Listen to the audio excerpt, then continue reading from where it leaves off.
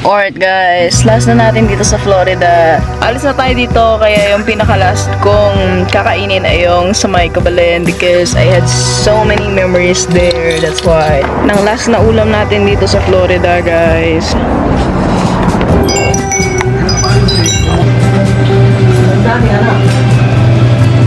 Kaya walang may birthday. Kami pa naman, tatampo kami ate. Pinsan po anak mo, tapos kayo pang mag-asawa, di 12. Oh. Walang may birthday. January, February, March, April yan. With the munggo. Go, sumawa this po.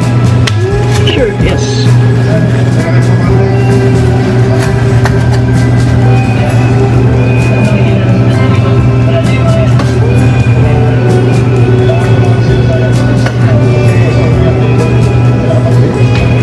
Tapos ito po. Sa ating natalas na hindi po. Po. Ayaw po. Ayaw po ako dito sa Florida. Pero, dahil sa last day ko na dito, sa Florida. Bakit last day? Sa California na po ako. Opo. Alis na po ako dito. Sabaw sa kanin. Sure po.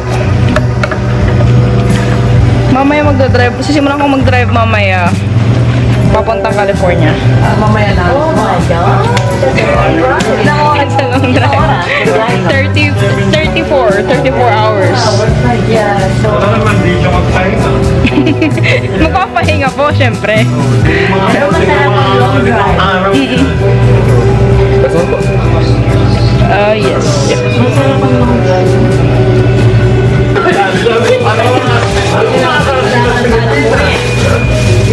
Siguro galing niya Pinas. Oh yeah, they came back last Friday. Oh, okay. Sarado sila eh. Yeah, we closed for 2 weeks. Parang ganyan na. Ginaganyan lang naman yung dito. Asan si ate mo ba yan o adik mo? Yeah, ate ko po. Ah, okay. May she has clinicals every Friday. So Oh, okay. Clinic. Nursing ba siya? yeah, she's in nursing school. Oh, okay. Sige. Sige po ate, bye-bye. Sige, ingat ka sa biyahe. Opo, thank you. Balik ka dito ha?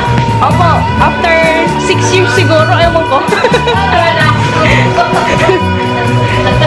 3 years na po ako sa California eh, tapos hindi ko alam kung saan yung next kong station.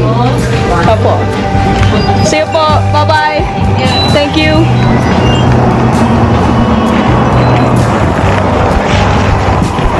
Okay guys, kaya kapag mapupunta kayo dito sa Florida, sa may Jacksonville, wag niyong kakalimutan yung Cabalen. Andito lang sila, okay?